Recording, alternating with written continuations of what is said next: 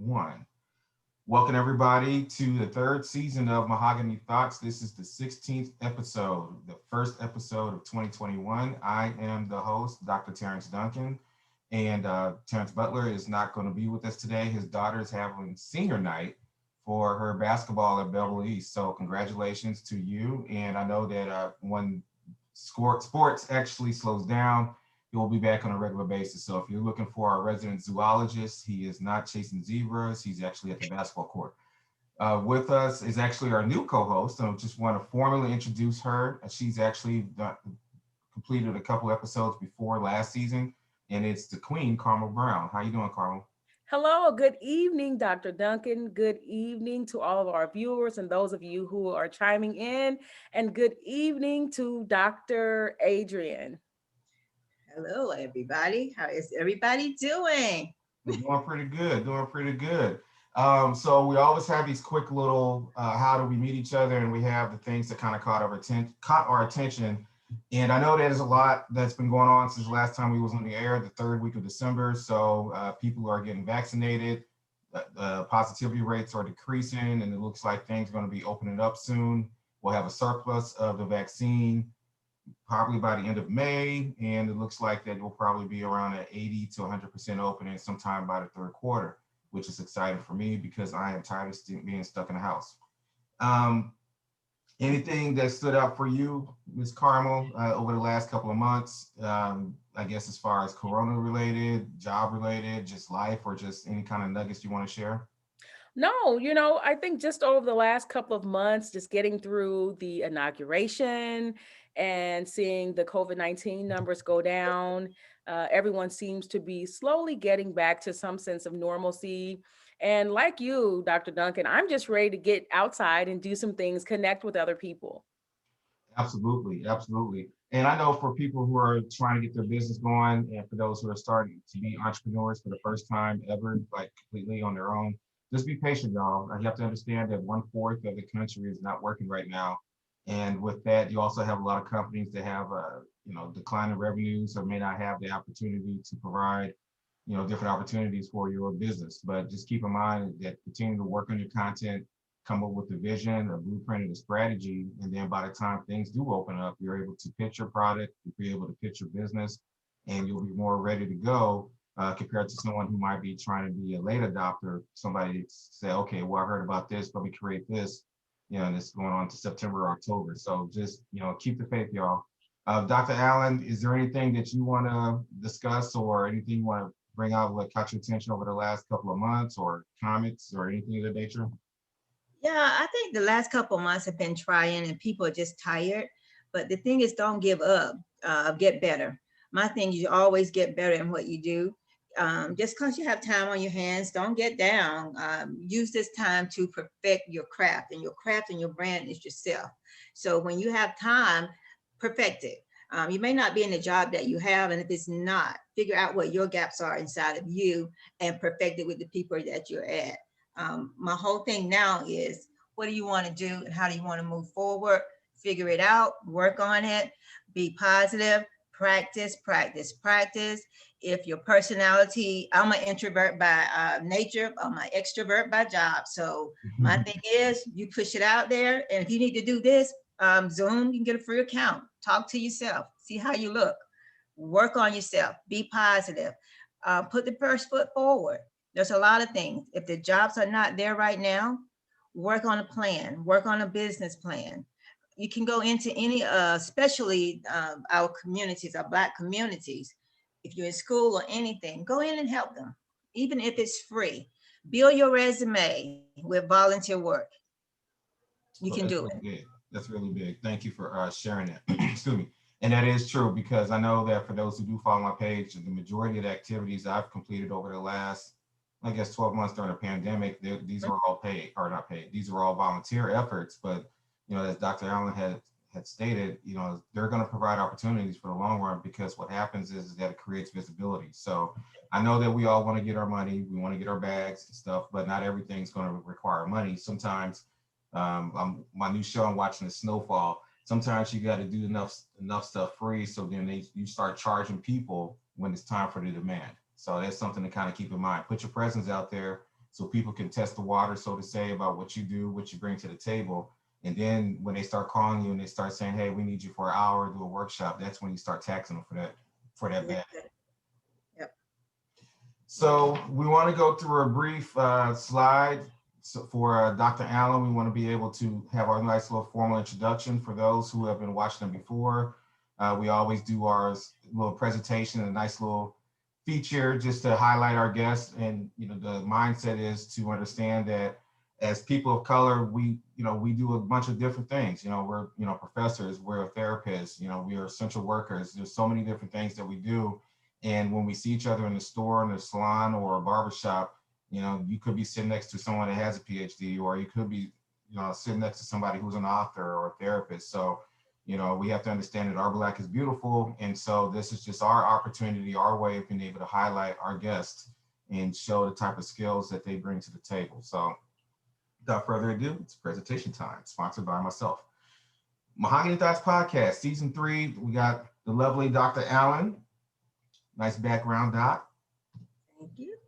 And the topics that we're going to cover for this evening, we're going to talk about the Mahogany Legacy Project, which is a project I've been working on for the last couple of years, and it's almost finished, almost completed. I was actually writing in the middle of another board meeting right before doing this particular podcast, but we're talking about Shaw University as well, the benefits of attending an HBCU. Dr.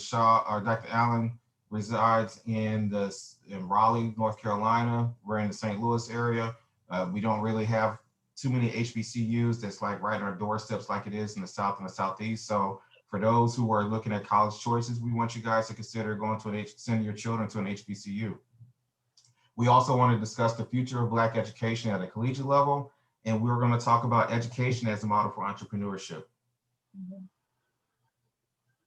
About Shaw University, it's out in Raleigh. Did I say it right, Dr. Allen? Mm-hmm. Okay, so. Right. Raleigh, North Carolina. It was the first college to offer a 4-year medical program, and it was the first HBCU to open their doors to women.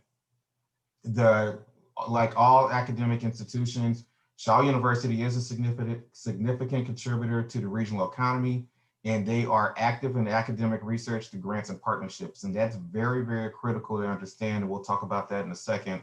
And if you want to know more about Shaw University and their dorms and the tuition and the type of programs they offer, you can go to www.shawu.edu, www.shawu.edu. Mm-hmm. We have some notable alumni. This was actually fun to be able to find the people who actually graduated from Shaw, because I wasn't aware, but you had Josephine Baker, Gladys Knight, you had Shirley Caesar, Dr. Nunn, Lords of the Underground. I had to throw a hip hop reference. So, they went to HBCU too. So just wanted to list some of the notable alumni and also outline the benefits of attending the HBCU, which includes a supportive campus environment. When you go to most predominantly white institution, you feel a little bit more isolated, a little bit more segregated from the rest of the academic, the student population. And whereas, in comparison to being at HBCU, you have more people that look just like you. Or in a lot of cases, 95 to maybe even up to 100% of the campus body are African American. And because of that, you enjoy a unique and diverse learning environment that has more intimate relationships based on class sizes. So instead of having 30 in a class, you might actually have anywhere from 12 to maybe 17, which actually provides better learning outcomes based on research. You have an opportunity to have stronger alumni networks than you would maybe going to a PWI, such as SIU or Washington University, and I'm just naming universities around the St. Louis area. And you get to learn a lot more about the Black diaspora, which is very important in understanding how we have become displaced from the African nations coming to the United States in the manner that we have, and just that disconnect that we have from being here to the motherland. The tuition cost, that's something that really caught my attention, because I am really pushing for my son to go to a HBCU. And one of the reasons is cost, because it's $7,000 for in-state and only $14,000 or almost $15,000 out of state. And without further ado, the formal introduction to Dr. Adrian Allen, I'm sorry, let's clear this slide up. But she is the assistant professor at Shaw University, and she serves as a dissertation chair, faculty mentor, dean, and she was a dean for the School of Business, as well as a program chair. She has a DBA, which is known as a Doctor of Business Administration at Argosy University, and an MBA at Pfeiffer University, and she has an MSBS at Shaw. Her motto, which she had in her bio, stated that you need to recognize your strengths and capitalize on your gifts to sow in the communities that you need, and they need you. And Dr. Allen is actually on LinkedIn, correct, Dr. Allen? Mm-hmm. Yep. Yeah. And she's on LinkedIn, and she's actually on a faculty directory. So without further ado, Dr. Allen. Yeah. I will tell you a really funny thing first, because I always like to start with humor, right? Mm-hmm. I was reading about, and when you talked about the Lords, so you know me, crazy me. I always like, so I got to click on it, it said flashback. So my body started doing all these crazy dances and stuff. And after I did it like 3 times. Then I had to take a nap because I was tired. Mm-hmm. But anyway, Shaw University is an amazing school. One of the things I would say about HBCU that probably we don't get a lot with the other ones, and they may have some semblance of this, is that you get nurtured. Sometimes you get left behind, and we take all students. And when I say all students, if you have the capacity and the will, or the capacity for the will to learn, we can work with you. One thing we have to think about is that tests may not always think about your aptitude. We have some students you think that may just be one generation out of an outhouse situation. Some may still come from a position where they just had these types of things. So being on campus is a luxury for them. So you cannot look at a person and think, well, they didn't score so high here or score so high there, they may not be college material. Right. You don't know what they are until you get them. As an adult coming back to school, because Shaw has an adult program as well, we have a little bit of experience on what we want to do, but we cannot discount anyone where they're at. And I always say work and capitalize on your strengths, because I always do a lot of assessments. My background is kind of broad in different things because I like how people work in general, strategically. Mm-hmm. When you find your strength, capitalize in it. One thing I always heard in my other degrees, because, you know, I was taught, go to a HBCU, you have to go to a predominantly white school for that HBCU degree to make some sense and for people to hire you. That's not true. But you have to be an adult to think about it from that perspective. Right. But we always say, take these assessments to find your strengths and your weaknesses and work on your weaknesses and bring them up. No, when you capitalize on your strengths, work on those strengths and make those strengths your focus. If you're really, really good at things, why are you going to waste all your time trying to bring these things up that are weakness? Some people are just naturally gifted at things. If that's your gift, work in it.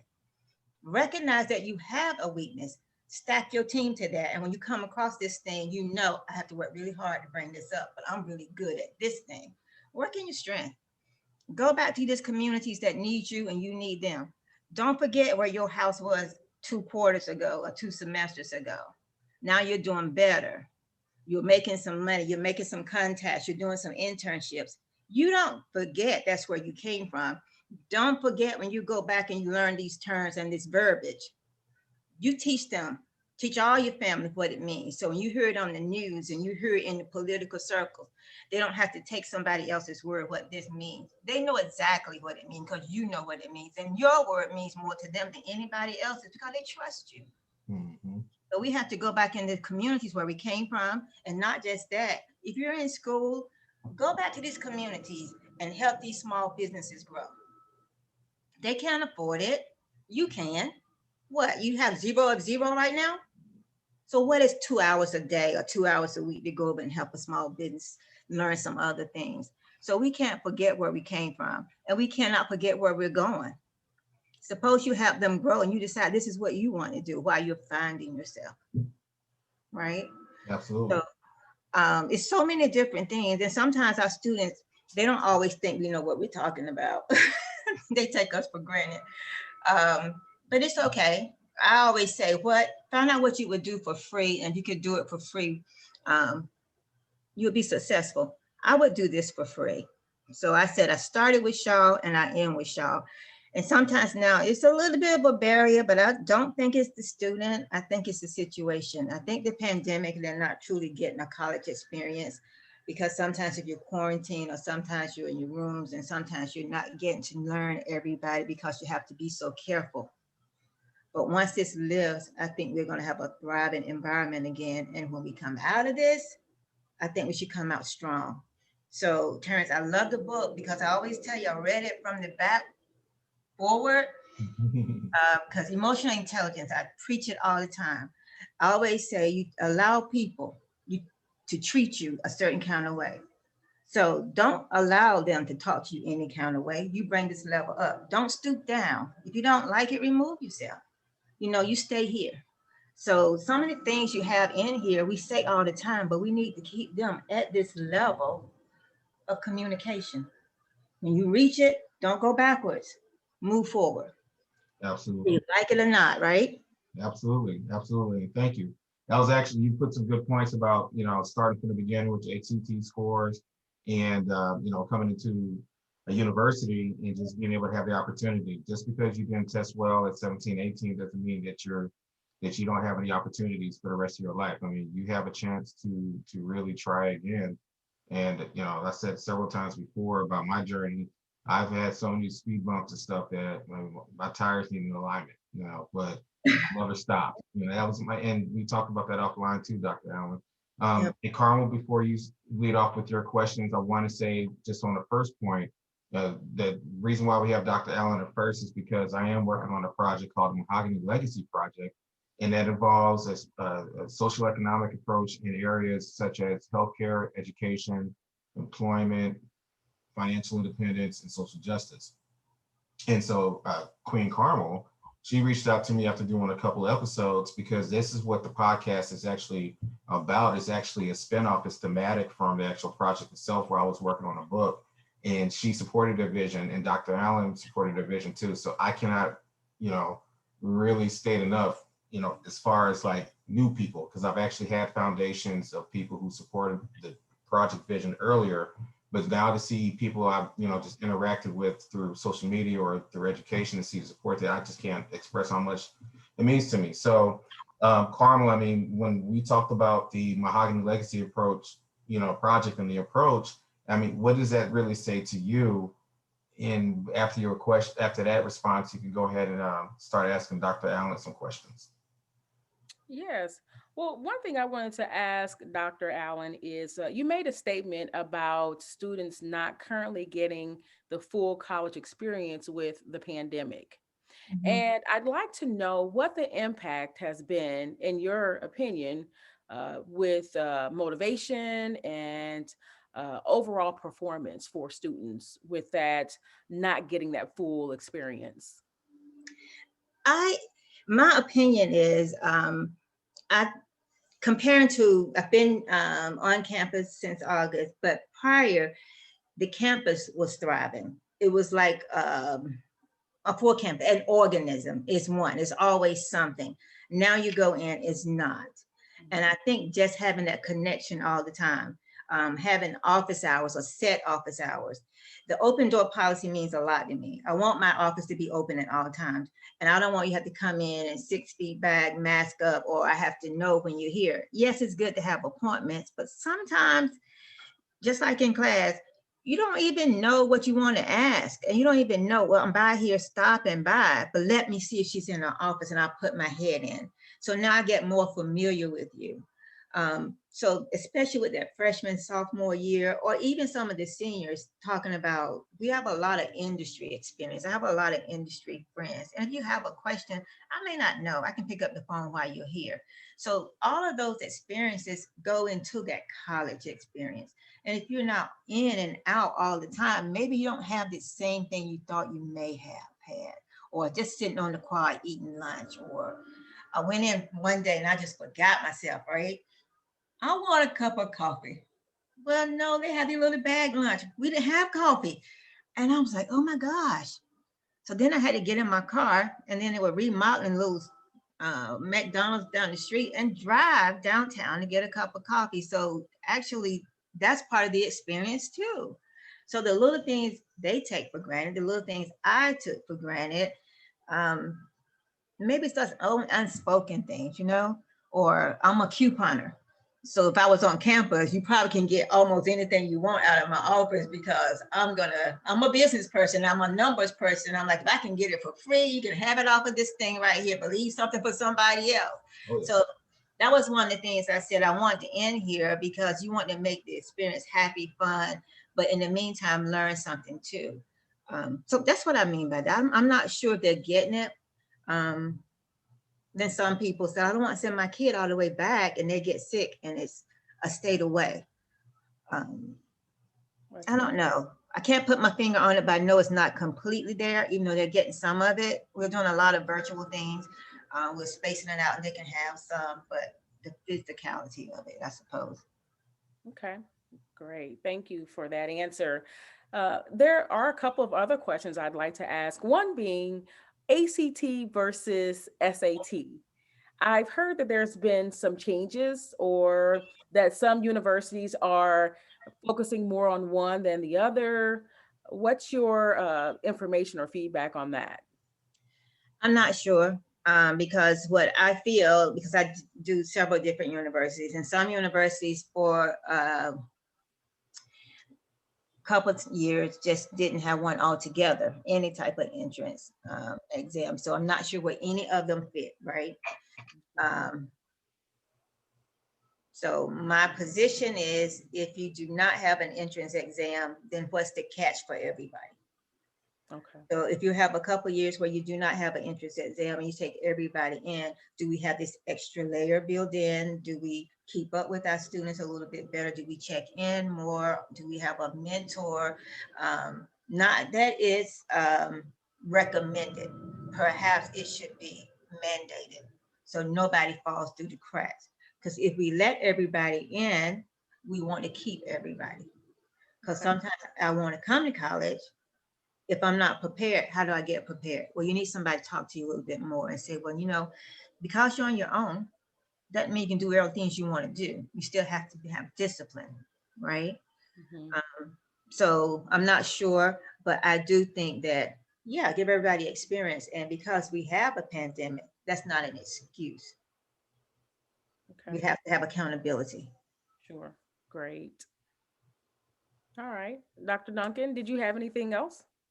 Yeah, actually, I wanted to touch up on that because some of the things that kind of stood out is opportunity more than anything else. We're talking about ACTs and SATs, and the majority of the PWIs, predominantly white institutions, they really put an emphasis on that. But I really like how Dr. Allen is talking about working with students that are coming in. And so I guess, would you mind explaining what it's like to be a teacher at HBCU? Because I know that I teach at other universities and they're all PWIs. And I know they have different levels of, entrance exam requirements or just whatever in the doctoral and master level program. A lot of it is just transferring the transcripts and whatnot. But I don't have a chance to have that one-on-one with African-American students, they're mostly virtual. But with you being an HBCU, what is your approach towards education and mentorship? I think that's going to be a different element, face-to-face dealing with students of color in an all-Black university. Yeah, it has been, this is the second semester I've had to work with students, but my first one, I was a little caught off guard. Then I pulled myself together because I have kids that fall in this range, and I just kind of lost it for a minute. And I'm like, you come at it at a different approach. Are the grades everything? Or are their personalities fitting in? Or are their capabilities fitting in? Are they over their head? Am I reaching out to them earlier or later? Because sometimes I didn't get the names, when you're kind of splitting it out because you have new people. What happened? And even in class, I just say, well, I'm going to call you because I'm accustomed to it. I'm trained to do that way because when you're a dean, you have the metrics every single day. I know when you miss a discussion post. I know you missed everything. Now, in some of the larger universities, I know how to use all the technology. You're not going to tell me anything. I know how many minutes you spent here. I know if you cracked this virtual book. I know everything you do. Well, those don't go away. So I'm using them to my advantage. And then now I'm starting to call a little bit more. I'm like, okay, so what's happening? Then the mom took over. So when the mom took over, things got better. Then I called my sister one day. I said, gosh, I think I'm supposed to be the teacher mom. So that happened. And I think that's working a little bit better because now I realize we're not dealing with traditional students. We are dealing with on-campus students in the middle of a pandemic who's transitioning from a face-to-face class to a virtual class with little experience. So now I'm putting all these things together. Now I'm expecting you to excel in an environment that I think you may have little control over or experience with it. So, but I do have a lot with it. But now you have to trust me, and you don't know me. So now I have to prove myself to you, when actually I think that you should be proving yourself to me. It's this really odd dynamic, and it's not usual to HBCUs, it's to everybody. So we're in a different level, in a different arena that we have to think out. It's not a box, it's not a circle, it has no dimensions. We just have to think different for every single situation. You can't fail them and you can't pass them. You just have to make it comfortable to everybody. But you still have to make sure they know exactly what they know. So now my language has to change because I work with teenagers at the church, and I'm like, they tell me all sorts of things. So now I use the language, and my kids said not to use it. And then they'll correct me. Then that kind of breaks the ice. We move from there. You have to meet everybody where they're at, and they're all going to be different.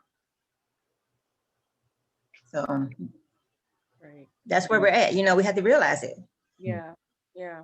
Certainly unprecedented times. Yeah.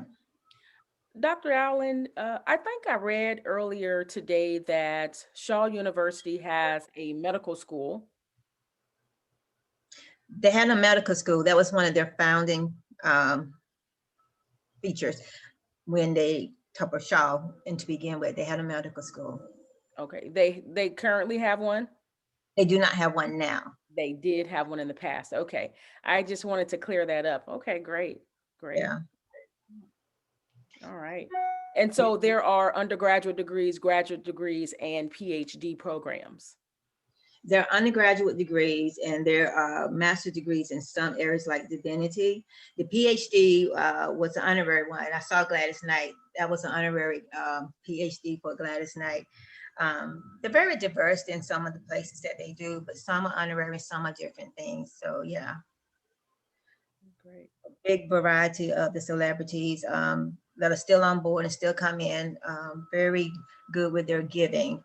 HBCUs are traditionally underfunded. We deal a lot with gifts and grants, and the supporters do still give well, but they don't give enough. We all have to give back. And so a lot of the things that we do will be coming from grants. And what can we do to help? Entrepreneurship, bringing those programs back. I think traditionally people are getting from the point where they think before Black culture, right? We are very productive and innovative. We're still productive and innovative. We just have to know that we're still in that mode and we can still grow. So, and that's interesting you brought that up because it kind of segued to one of the points that's listed for discussion, which is the current state and the future of HBCUs, because it does rely a lot on funding. And it kind of made me cringe a little bit. I think all of us can remember when number 45 had the little signing ceremony where he gave, I guess with the money and the funding for HBCUs. And it was, amongst the Black community, it was kind of cringeworthy to see and stuff. A lot of the HBCU presidents and different leaders, speaking with number 45, about that, because of the fact it felt like that it was almost a position of begging. And so I really would like for you to kind of, explain the purpose of these grants as far as keeping, HBCUs afloat, and how can we, for those who don't don't have plans to go to HBCU, but can make a purpose, make a difference in assisting with donation and whatnot, what can we do as far as that regards? Yeah. I don't think I can fully explain it, but I do know that the grants are very useful and they're very helpful, right? It keeps the doors open for some universities because you don't have the money that other, let's say, state-supported schools have. Like a down. Right. So you do have to have money to come in from other places. Now, if you don't have the Willie Garys or all these other people, and Oprah, she gave money too. A lot of people give money, but when you do not have this continuous support, you will need grants. You will need these grants to come in. Now, the grants are great. And I hope everybody that listen give us some money because they're awesome, right? I do think that the grants that help our students learn trades, help our students start learning things that we can start supporting, like entrepreneurship, businesses, those types of things, how you can use this money to be better. But sometimes you need grants to help you keep your doors open. But what we need to not, my personal opinion, not for the school, this is Adrian speaking. Sure. Adrian wants us to be, and everybody, even the businesses, to be independent. I would love to see a working school. So when we have internship, the interns work on campus. We build these jobs out so that we can have this. If I have a business degree, I want my business students to work on campus doing business functions. But to have that, we have to have a need for that. Can we do marketing on campus? Yes, we can. We have enough we buy enough promotional stuff that we can do our own t-shirts. We can do our own, we should be able to publish some books. We should do some printing. At one time, a lot of universities did this in-house. Then it got costly. But can we partner with people to put this back on campus? And then you put these students to work. So how can we do that? We have enough supporters. Why can't we do that? That's a legitimate question. And it kind of goes back to some of the research that I've conducted and what we had talked about, prior to this podcast, and, the strengths of some PWIs using endowments to help fund their causes and research grants and things of that nature, but just been able to try to connect better with HBCUs. I think it's almost like an obligation for us, even if, like I said, even if we're not by a HBCU or attending one, just to be able to try to see, okay, how can we be able to help, promote our ideas or work in collaboration with the university? Like the project, the Mahogany project, and, for what you talked about earlier before we started recording, you took two books that I had and you started to integrate them into the university. And so when I asked Dr. Allen why, I said, well, what about the third book? And she was just like, well, you're a Black author and they need to start seeing some leadership from their own people.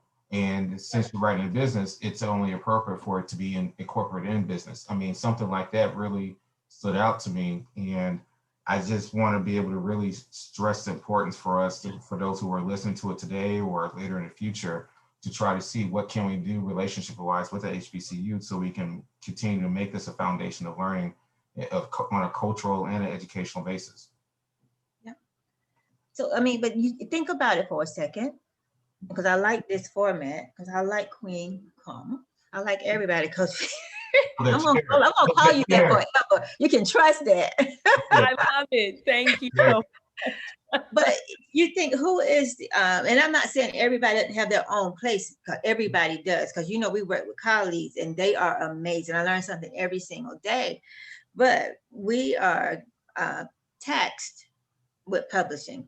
I work with doctoral candidates, and a lot of mine have, gone over, but I'm reading and I'm writing a book every week just in notes. And my friends always say, Adrian, just put this stuff on a piece of paper and get these articles done. I've done a lot of internal publishing for organization and corporate organization, policy writing, but I haven't done my external publishing because I haven't had time. But as a class of people, we have more degrees than anybody. I'm rocking 4 back there in my office right now. Mm-hmm. So if you ask me to write something and I have to have it by Friday for my job, I'm going to write it. If it's 10, 50, 100 pages, it's going to be back there. But I'm struggling right now writing a little article. I got to write about myself and have it by Friday. That's only 500 words. Mm-hmm. So why can't we? We do it every single day. Why can't we not use the material? We're writing the same thing. Turn your book right here. This little book right here, it's the same as a textbook condensed that I'm using that the students are not getting, because I have to say, okay, we're putting a lot of case studies and things in here. However, I'm condensing it for you, and you've already condensed it. I don't have to rewrite this. You've already done it, and you gave me some worksheets. So I'm cleaning up and making worksheets and rubrics to go with something you've already done. Oh, nice. Why can't we put this in the classroom? Because they understand this. It's easy, it's quick, and it's simple, and it's correct. And then you have all the right references and stuff. So if we're already writing it, it's not that we weren't writing them to begin with. We just didn't publish them under our names. Why can't we put them in the classroom? We're using the same authors. The same authors, I know them backwards and forward because I've been using them for 20 years. So because you get a new edition, doesn't mean it's different. It probably means you just got some updated cases in them and you move some stuff around. How do I know? Because I've reviewed enough of them to know. We work with publishers all the time. We do it. We do these things. So why can we not just start using our own material? Not just in an HBCU, all across the board, because we do it every day. That's dope.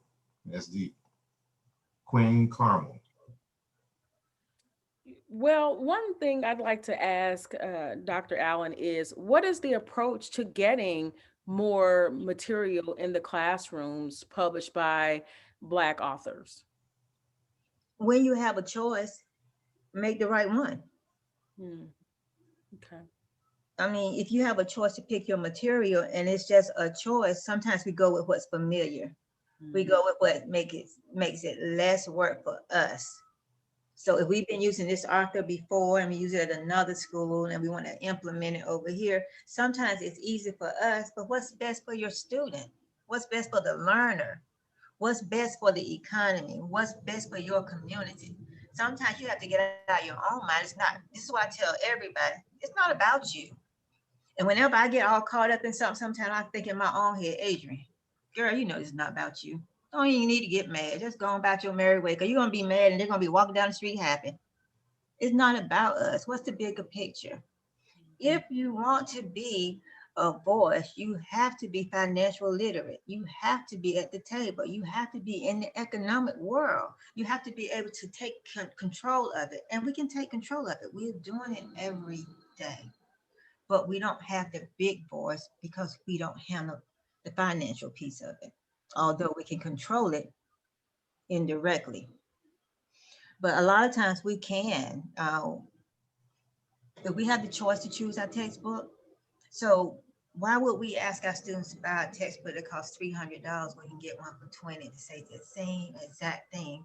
And it's only 50 pages and we get to supplement anyway, because you know we're going to do it, because we're going to make it simple and easy to understand what they can remember. And it means the same thing. You're going to buy it 4 times as much and you're not going to use it, because guess what? It's not related to what they need to know. Dr. Allen, what do you see as barriers and or hindrances to financial literacy amongst African Americans? We're not learning and we're not starting it early enough. Financial literacy should be from the womb to the tomb. We need to start with our kids. I'm not writing anybody off, but as soon as they start school and start doing these numbers, you know how. If they can't even write a check or know what a checking account is, if they don't know what an interest rate is, they don't know how to go to the bank and ask for a loan. Not that you need it, but you need to understand how this system works. We're not starting early enough. If you have a credit card and you don't know how interest rate work, you're going to be in debt from that very first credit card that you got, because they're starting now in 9th, 10th, 11th grade. The same way they started the prisons back, 3rd, 4th, they plan those back based on the rates in 3rd, 4th grade. Well, you know, why can't you just plan literacy back? You need to start that as early as you can. Sure. If you're going to think about what my kid's going to get for Christmas, give them a CD. Give them 100% return. Give them a stock. Give them a bond. Give them a something. If they start at a year old and everybody's getting $25 for their birthday or Christmas, put it in count. I'm not saying a bank account, but it's not getting any interest now. If you guys have noticed, I'm Absolutely. getting to finish. I'm like, what is this? But we have got to learn how money works. And we've got to learn how to put it together and make it better. So we actually have a question on Facebook, and I just happened to catch this from the Way Carter, Frat, go out. Yeah, the question is, what's the solution? Who will teach financial literacy when, where many parents do not know themselves? I want to start off with that answer. I think that it's incumbent upon ourselves to be able to help provide financial literacy. And it kind of goes back again to what I'm doing as far as the book and simultaneously trying to create educational courses on financial literacy. It's about knowledge transfer. You know, we talk about knowledge as power, and it's only power if we're able to apply it. And so what we have to do is we have to be responsible in developing resources and the tools in a language that we feel comfortable culturally of accepting, so we can translate that energy into financial literacy, or to improve our financial net worth, or to be able to sit across different members of a bank to try to get access to capital, or even trying to get a mortgage, or get a loan for a house. Like having rejections is part of the process. And from the research that I'm seeing, it seems like that we're either discouraged by the self or perception of rejection. So we have to keep pushing to be able to get to where we want to be, because it doesn't matter. It's never too late to learn financial literacy. Even if you can leave $50,000 to your descendants, to your heirs, that is transferring generational wealth. Generational wealth is not quantifiable by $1 million. If you want to transfer $1 million, that is a quantifiable desire. Yeah. But the actual fundamental definition of generational wealth is transferring appreciating assets from one generation to another. And so right now we need to focus on understanding what is an appreciating asset? What can we do regardless of our economic mobility to get those appreciating assets, and begin the process of transferring that information, and continue at the same time to feed information at 3 different levels, from a K to 12, adult learning, and college. Carmel, would you like to add to that? No, I think you've covered it. I think you can, but this is what Dr. Queen, and I said doctor, that was a slip. But She's gonna be Queen Doctor. It was not. So I'm on, you're on it. But this is what I think, and this is what I always say when I do my children's church, and I always do it, and we scaffold things in, right? And I try to tell everybody, listen, when your kids come home and tell you something, listen to them. And we have to start receiving things from our children. Absolutely. They know things. They can teach us stuff. Is when they come in telling you how money works, don't dismiss them. When they come in, they tell you, I want to sell peanuts at the grocery store. Let them sell peanuts at the grocery store when they're 6 years old. Because now what they're talking about. They're talking about advertisement, right? They're talking about entrepreneurship. They're only going to sell peanuts in their head for maybe a week, then they're going to sell something else. But they're thinking and being creative. Don't beat all the creativity out of your kid with your words. But when they learn things in school and they learn at that level, let them teach you and let them apply. You can start applying it to your life, and then you start embracing it. So now these kids, they know some things. They know, and then they're afraid to come home and talk because we dismiss them so much. I always say the kids are going to lead us. I love working with kids. They teach me so many things. One of my daughters were young. I couldn't tell these twins. I couldn't tell them apart for my life. She knew them because one hugged her here and one hugged her here. Who knew, right? Kids can tell you some things, but financial literacy, these kids are going to be able to tell us if we allow them. And it's going to have to start with these generations from here, but they're going to be able to teach us some other things that we never really thought about. And they're technology literate. They have seen things that we have never seen and experienced. These kids now are so full circle that they're going to be amazing if we allow them to be. Hey, Carmel, I have a question for you. I guess when it talks to cognitive learning experience, what are the roadblocks for learning, like to understand, complex issues such as financial literacy, what are the obstacles from a mental health perspective that affects, predominantly African Americans to, as far as knowledge retention or just even accepting the knowledge that's available? Well, there are a few common issues, one being trauma. Trauma impacts the brain, one's ability to learn and retain information. So that's something to keep in mind. And unfortunately, in the past, there were a lot of issues with learning disabilities that were related to lead exposure. Not so much now, but in the past, it was more so associated with children who grew up in homes, well, older homes with older paint containing lead. So we're seeing less and less of that now as we've updated most of our homes in residential areas. So those are two very common issues or barriers historically. Okay. And naturally, there's other things where blunt force. So I talked about trauma a little bit ago, and with that, I'm referring to traumatic experiences, whether there's abuse or witnessing some traumatic event, or just ongoing long-term exposure to very small things that equate to trauma. But having a head injury would be something that could possibly be a barrier or cause a person or child to lose the ability to retain information. And then also poor diet, inadequate sleep, just an overall poor lifestyle, unhealthy lifestyle. So, but those are the most common barriers.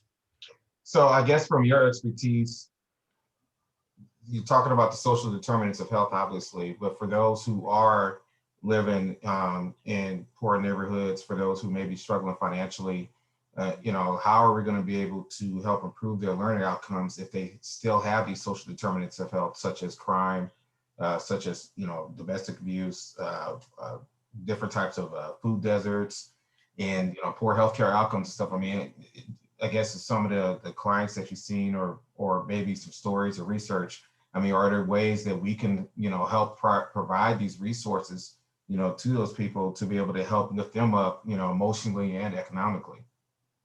Absolutely. Well, a lot of that actually is being done currently, but each area, each demographic area has to undergo some research to determine or pinpoint any barriers or specific gaps that may exist in that particular area, because it may be different from one area to another, even though poverty may exist in, let's just say, the impoverished area of, let's say, Southern Illinois compared to an impoverished area in Southern North Carolina. So, research has to be done for each demographic area to determine.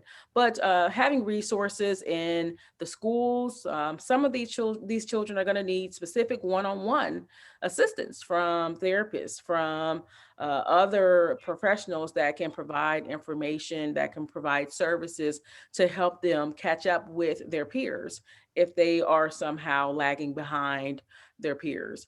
So a lot of one-on-one specialists, and those specialists will need to target whatever the identified barriers are, Okay.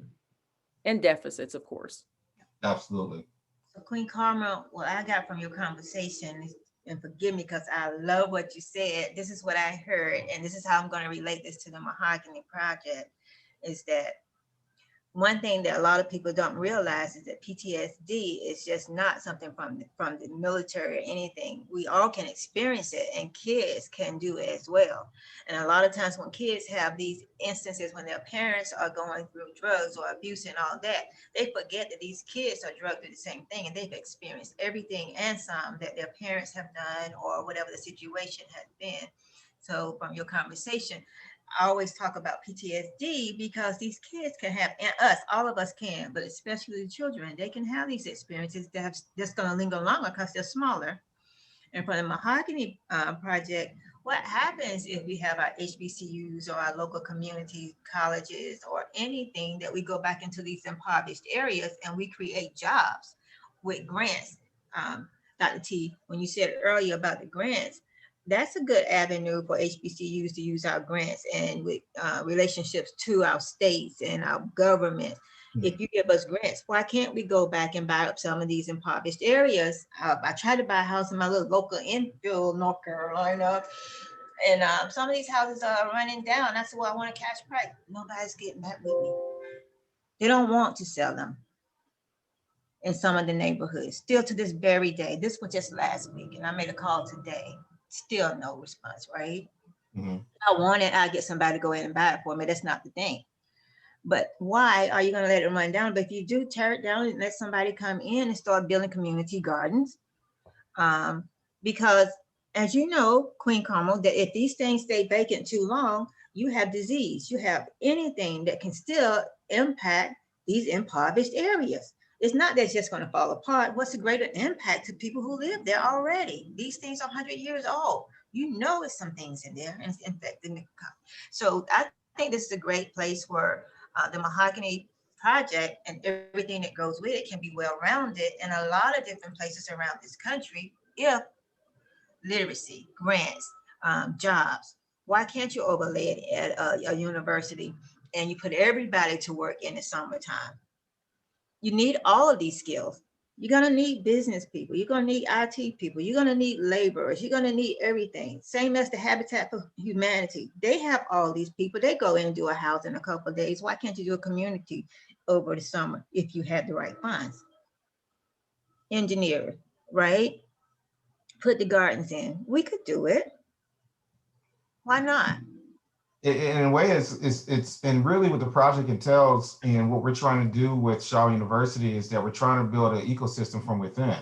So we're not talking about segregating further from the general economy, because all we're going to do is spite ourselves, because it's we can take advantage of the global market as well. But like Dr. Allen was talking about, the project is supposed to help build future engineers and different professionals to help identify solutions that's unique to African Americans to help rebuild these communities, so we can habitat our own lands and habitat our own communities and be able to really celebrate our cultural identity unmolested. Yeah. Yeah, absolutely. So everybody can get on board. I mean, everybody. And we have to start thinking from a whole perspective. How can we help everybody be whole and do better? When the community is thriving, everybody's healthy, whole, and fulfilled, the crime is going to go down. Healthcare is going to be better. Everybody's going to be better, and we're going to thrive from within. Absolutely. I actually make mention to that in my book, Your Exhilarating Life, about how healthy communities are communities in which there are more families versus single parent homes. So kids have more hands involved with their overall upbringing. And also there's less crime in communities in which, there's a lot of health, whether it's mental and physical health, hopefully both. I make reference to very often communities in which you see individuals and families out walking, talking, running, jogging. Those are typically communities in which there's low crime rate, there's families, there's typically people living a healthy lifestyle, people that have meaningful work or sense of purpose. They just tend to be healthier neighborhoods all around. And that's what we should strive to achieve in our communities. Absolutely.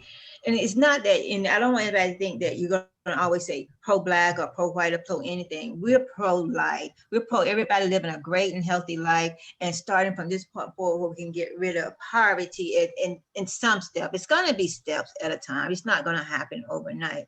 We're in a position now that all of us, the three of us, we can put our hands on 100 of Black doctors. We can.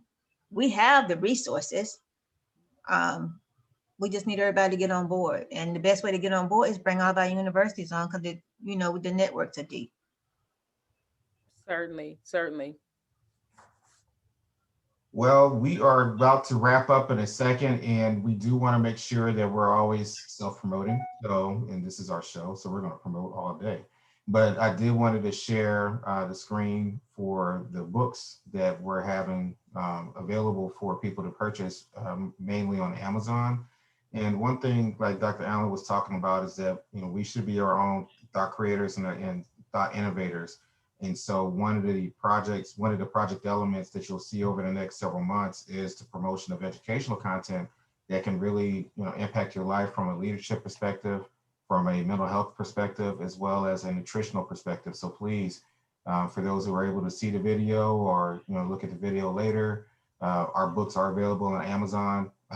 Dr. Allen has 2 of the books, and she's incorporated in Shaw University, HBCU. And when I wrote those books, and I never thought it would, you know, I never really visualized how far it would go, but to see it as a blessing and to have Carmel jump on a team and have her books and promote those simultaneously in her skill set is a blessing. And to work with Dr. Allen is a blessing. And we're going to continue to bless others, you know, with more information and insight. So thank you everybody for listening. And Dr. Allen, we love to have you back on the show again in the future. I know we'll be talking and chatting again later on this week, and I'll probably say something really crazy, but we definitely appreciate, you know, you being on the podcast. And this is a great way to, you know, get it going. So I definitely want to preview the next recording, which will be next Tuesday, March the 16th at 7:30 Central, I believe. And the topics for the podcast that Queen Carmel is going to lead from her magnificent chair is going to look at mental health. And we're going to talk about mental health issues in the Black community. And the topics include cultural competency in therapy, critical issues in mental health today, the advantages and disadvantages of virtual therapy, as well as parenting during and post-pandemic. Furthermore, we'll also discuss building and modeling resilience and ending it with self-care strategies for parents and caregivers. Our panel will include the notorious Tessie Amos. He killed it the last time with the mental health panel, and it was good to have a Black male therapist to be on the show, and I'm really looking forward to having him on again. But Mr. Amos is the clinical director of This Too Shall Pass Life Consulting Firm. We'll have my soror, Cecilia Carter of Cecilia Carter and Counseling. She'll be on the panel as well for the 3rd time, as well as Ms. Rachel Jackson, and she's the founder of Project Compassion, which is a non-for-profit, and she's an empowerment coach, as well as Queen Bee, who's going to lead the actual show itself. So I'm really excited, not only just for next week, but just being able to do this again. I just want to say in closing, this podcast started off as a thought, and that's why we called it Mahogany Thought. It was a spinoff from the book. And when we first started recording, Butler and I, we've been doing this, you know, speaking and workshops for a couple of years, and just to see it grow in 2021, almost a year, almost literally a year from today, just see it to be at this point now, and just the prospects is just amazing. I'm just very grateful for those who listened, downloaded, and is watching tonight. Carmel, any kind of concluding thoughts? No, nothing in particular comes to mind. I'm just very grateful that Dr. Allen has joined us this evening, and I look forward to hopefully having her on again in the future, as you stated. And I too will possibly be contacting you via email, Dr. Allen, with a few questions of my own. Absolutely. Thank you so much. This has been my pleasure. You guys are amazing. Thank you. And that concludes it. And for those who listened to all those episodes last year, we actually held it to under an hour. So that's our goal this year. You know, every time you do something, such as in business and such in life, you find ways to improve. And so having this around the time where I usually eat, it makes me hungry, makes me more motivated to get off the podcast faster. So anyways, that really concludes our podcast for tonight, March the 9th. And thank you again, Dr. Allen, for being on. And this is Dr. Duncan and co-host Carmel Brown. T. Butler, he's out there, senior hoops night. Hopefully you ain't shedding too many tears on the court. If so, please send your videos to the email. And this is Dr. Duncan signing out. Thank you, everybody. Yes, much love to our co-host, Terry Butler. Oh yeah, the zoologist. Yes. Good night, everybody. Good night.